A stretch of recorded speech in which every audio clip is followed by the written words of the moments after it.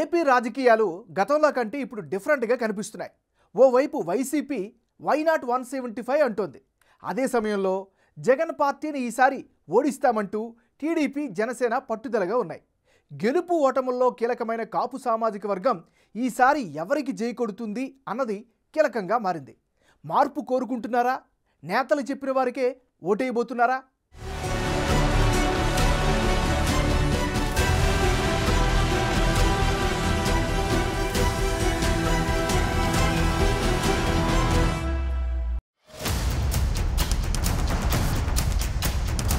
ఎన్నికలు వచ్చినప్పుడే కుల వర్గ సమీకరణాలు తెరపైకొస్తుంటాయి. ఇప్పుడు ఏపీలోనూ అదే సీన్ కనిపిస్తోంది. బలమైన కాపు సామాజిక వర్గం ఈసారి పూర్తి అలర్ట్గా అడుగులు వేస్తోందా అన్న చర్చ జరుగుతోంది.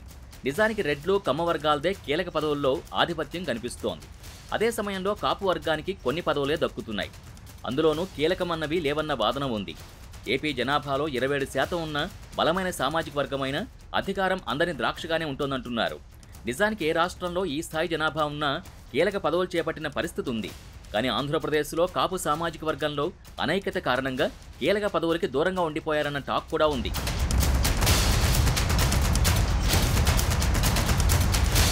కాపులు ప్రతి ఎన్నికల్లోనూ తమకు నచ్చిన పార్టీకి ఓట్లేస్తుంటారు. 2009లో ప్రజారాజ్యం పార్టీ పెట్టినప్పుడు కూడా అదే జరిగింది. అయితే నాడు అధిక శాతం కాపుల ఓట్లు ప్రజారాజ్యానికి పడ్డాయి. ఇక 2019లో జనసేన ఒంటరిగా పోటీ చేస్తే కూడా కాపుల్లో ఒక సెక్షన్ ఓటింగ్ బాగా పడింది. చాలా వరకు వైసీపీకి పడ్డాయి. అప్పట్లో ముద్రగడ పద్మనాభం కూడా జగన్కి అనుకూలంగా ఉండడంతో పరిస్థితి అటే మారిపోయింది. కానీ ఇప్పుడు రాబోయే ఎన్నికల్లో మాత్రం కాపు ఓటు పూర్తిగా కన్సాలిడేట్ కావాలని భారీ వ్యూహాలు రచిస్తున్నారు. ఇందులో భాగంగానే పవన్ కళ్యాణ్ చాలా పరిణతితో బహిరంగ లేఖ రాశారంటున్నారు. జనసేనకు టీడీపీ పొత్తుల్లో భాగంగా ఎక్కువ సీట్లు వచ్చేలా చూసుకోవడం, తద్వారా అధికారంలో కీలక భాగస్వామ్యం పోషించాలన్నది కాపు నేతల ఆలోచనగా కనిపిస్తోంది. పవన్తో ముద్రగడ జతకూడితే జనసేన బలం సామాజికంగా, రాజకీయంగా రెట్టింపవుతుందన్న అంచనాల్లో ఉన్నారు. ఈ ఎన్నికల్లో కాపులంతా ఒక్కటయ్యే సంకేతాలు ఎక్కువగా కనిపిస్తున్నాయి. ఇందుకో ఉదాహరణ క్లియర్గా కనిపిస్తోంది.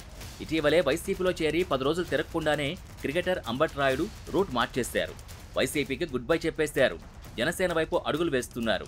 కాపు సామాజిక వర్గానికి చెందిన అంబట్ రాయుడు దిశ మార్చేసుకోవడం కూడా ఇప్పుడు హాట్ టాపిక్ అయింది.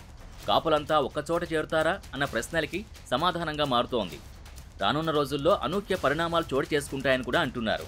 మొత్తం మీద కాపు ఓటు కన్సాలిడేట్ అయితే అది ఏపీ రాజకీయాల్ని ఏ విధంగా మలుపు తిప్పుతుందన్నది కీలకంగా మారింది.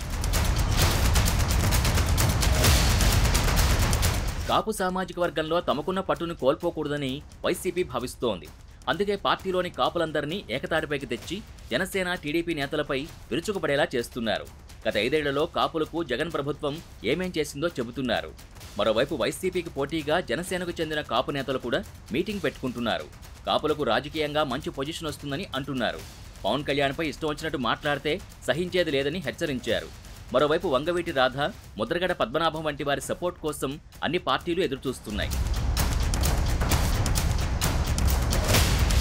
కేంద్రం ఇచ్చిన ఈడబ్ల్యూఎస్ 10% రిజర్వేషన్లో 5% కాపులకి వర్తించేలా గత టీడీపీ ప్రభుత్వం శాసనసభలో బిల్లు పెట్టి ఆమోదం కూడా పొందింది. తర్వాత అధికారంలోకి వైసీపీ రావడంతో ఆ విషయం మరుగున పడింది. మరోవైపు కాపులు ఓన్ చేసుకుంటున్న పవన్ కళ్యాణ్పై వైసీపీ నేతలు పెద్ద ఎత్తున విమర్శలు గుప్పిస్తున్నారు. 3 పెళ్లిళ్లు చేసుకున్నారంటూ పవన్ పర్సనల్ లైఫ్పై సీఎం జగన్ ప్రతి సభలో స్వయంగా మాటలు దాడి చేస్తున్నారు. అయితే అవన్నీ కాపు ఓటు బ్యాంకుపై ప్రతికూల ప్రభావాన్ని చూపబోతున్నాయని వైసీపీ సర్వేల్లో వెల్లడవడంతో దిద్దుబాటు చర్యల్లో ఉన్నారని అంటున్నారు. పవన్ ఫ్యాక్టర్ను కొంతవరకైనా తగ్గించే ప్లాన్తో జగన్ ఉన్నారు. గతంలో రాధా వైసీపీలో ఉన్నప్పుడు ఆయనకు ప్రాధాన్యం ఇవ్వకపోగా గత ఎన్నికల్లో సీటు కూడా ఖరారు చేయలేదు. ఆయన విజయవాడ సెంట్రల్ నుంచి పోటీకి సిద్ధమైతే వేరే చోటికి వెళ్లాలన్నారు. దాంతో రాధా అప్పట్లో వైసీపీ నుంచి టీడీపీలోకి వచ్చారు. అప్పుడు పవన్ కళ్యాణ్ టీడీపీతో లేకపోవడంతో కాపు ఓట్ల అంశాన్ని వైసీపీ పెద్దగా పట్టించుకోలేదు. అయితే ఇప్పుడు టీడీపీ, జనసేన కలిసి నడిచేందుకు సిద్ధమవుతుండటం, అలాగే గతంలో ఎప్పుడూ లేనంతగా పవన్ని ఆయన సామాజిక వర్గం ఓన్ చేసుకుంటూ ఉండడం వైసీపీ నేతల్లో గుబులు రేపుతున్నట్టు కనిపిస్తోంది. దీంతో వంగవీటి రాధ పునరాగమనం కోసం వైసీపీ ప్లాన్ చేస్తోంది.